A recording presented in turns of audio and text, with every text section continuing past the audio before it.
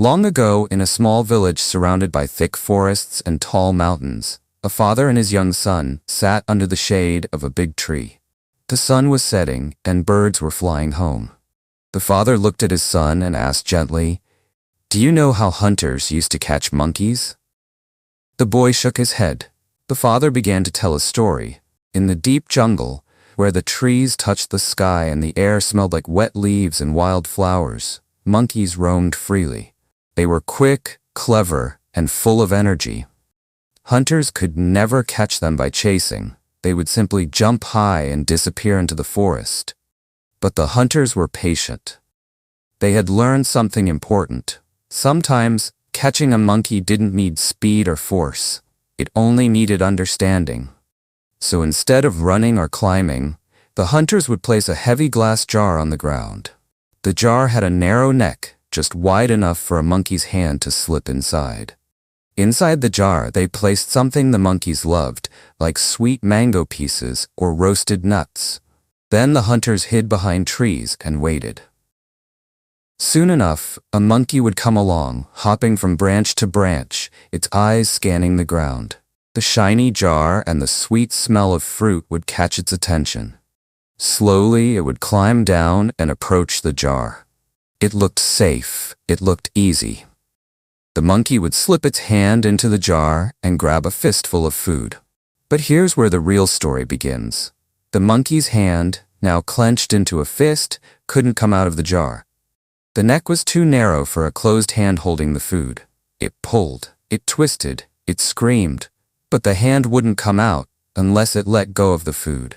The monkey panicked, but it still refused to release its grip. It wanted the fruit so badly it was ready to struggle for it, even though the only way out was to let it go. And while the monkey struggled, the hunters walked closer. Step by step, slowly, calmly, until they caught the monkey, without chasing, without running. The monkey was caught not because it wasn't fast enough, but because it couldn't let go. The boy listened silently.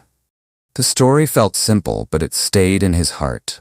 The father then looked into his son's eyes and shared something deeper. Not as a lesson, but as a truth. Sometimes in life, we're all a little like that monkey. We hold on to things tightly. Maybe it's an old dream that no longer fits us. Maybe it's a relationship that hurts more than it heals. Maybe it's anger, or pride, or fear. We think letting go means losing. But often, letting go is the only way we can be free. There was once a young girl who wanted to be a dancer. She danced day and night, but a serious injury forced her to stop. Still, she held on to the dream so tightly that she refused to explore anything else. Years passed, and her sadness grew. It wasn't until she let go of her old dream that she found new joy in teaching dance to little children. She wasn't dancing on stage, but she was lighting a fire in young hearts. Her life found meaning again. But only after she let go. There was a man who couldn't forgive someone who hurt him years ago. Every day he remembered the pain, and every night he went to sleep with anger. He thought holding on made him strong. But in truth, it only made him tired.